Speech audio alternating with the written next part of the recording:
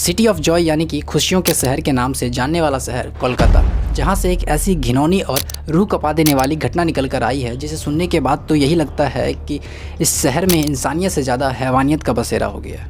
तो बात है दरअसल 9 अगस्त 2024 की कोलकाता के सबसे top government medical college RG Kar medical college and hospital की, जहां से 31 वर्षीय महिला डॉक्टर की डेड बॉडी मिली है। यह सिर्फ एक डेड बॉडी ही नहीं बल्कि बुरी तरह से जख्मी, शरीर के जगह जगह पर चोट के निशान और बहुत ही बेरहमी से बलात्कार किया हुआ एक शव है।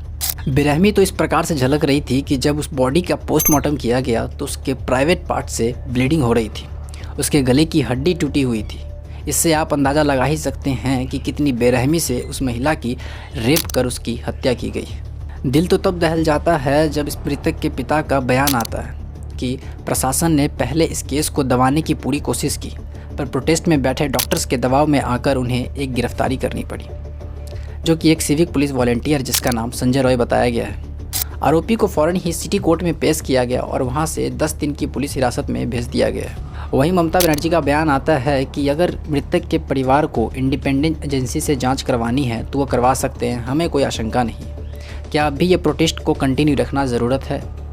तो मैं भी यहाँ पे ये कहना चाहूँगा कि अगर ये प्रोटेस्ट ही नहीं होती तो ये भी केस संदेश खाली की तरह ही प्रशासन द्वारा दबा दिया जाता। बंगाल के कई नेताओं का कहना है कि ऐसे आरोपियों को कड़ी से कड़ी सज़ा देनी चाहिए, तो कईयों का कहना है कि ऐसे आरोपियों को सोसाइटी में कोई जगह ही नहीं देनी चाहिए। पर किसी ने ये नहीं कहा कि ऐसे हैवानों को बीच सड़क पर नंगा करके इनकाउंटर कर देना चाहिए।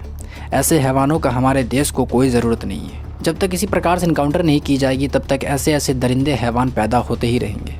अगले दिन 11 तारीख को मृतक के पोस्टमार्टम रिपोर्ट्स को उसके परिवार के साथ शेयर किया जाता है और बताया जाता है कि ऐसी बहुत सारी अफवाहें चल रही हैं कि इस केस में बहुत सारे लोग इन्वॉल्व हैं, पर ऐसा बिल्कुल भी नहीं है। कहने को तो आप कह सकते हैं कि यह अफवाह है, पर शरीर की जैसी हालत की गई है यह किसी एक व्यक्ति का संकेत तो नहीं करती।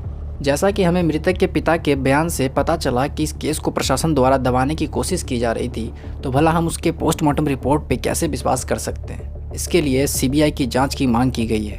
हालांकि इन सभी जांचों से उस मृतक की जीवन तो नहीं लौटाई जा सकती, पर उनके परिवार व कलीग्स को जस्टिस और ऐसे हैवान दरिंदों को फांसी मिल सकती है।